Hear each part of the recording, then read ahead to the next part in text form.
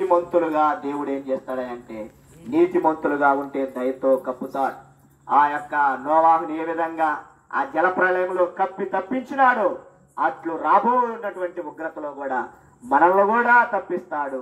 మనం అలాగ నీతిమంతులుగా ఉండి మన ఆలోచనలో, హృదయంలో, తలంపుల్లో పాపాన్నంతా కూడా తీసివేసి ఒప్పుకొని హృదయమందు ఆయన్ని విశ్వసిస్తే రక్షించబడతాం.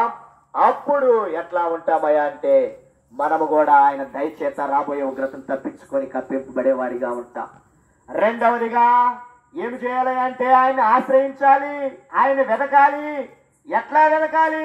పూర్ణ హృదయంతో, పూర్ణాత్మతో, పూర్ణ మనసుతో ఆయన ఏం చేయాలంటే వెతకాలి. అంతేగాని చీకటి బ్రతుకుతో, అదే విధంగా సోమరితనంతో వెతికితే ఎంత ఎతికినా గాని ఆయన కనపడని వాడిగా ఉండేవాడిగా ఉంటూ ఉన్నారు. అదే విధంగా మూడవదిగా చూస్తే ఏం చేస్తూ ఉన్నాడు ఆయన? మూడవదిగా చూస్తే ఆయన ఏం చేస్తూ ఉన్నాడు? మూడవదిగా స్వబుద్ధి, సుబుద్ధి. కాబట్టి మనం మంచి బుద్ధి కలిగి ఉండాలి. ఎప్పుడు మన బుద్ధి ఎట్లా ఉండాలి? క్షమించేటువంటి మనసు ఉండాలి. మన బుద్ధి ఎలాంటిదిగా ఉండాలి? దీర్ఘశాంతంగా ఉండాలి. ఎవరు ఏమి చేసినా గాని మనం క్షమించేటువంటి తత్వంతో ఉంటే అప్పుడు మాత్రమే ఏం చేస్తాడా అంటే దేవుడు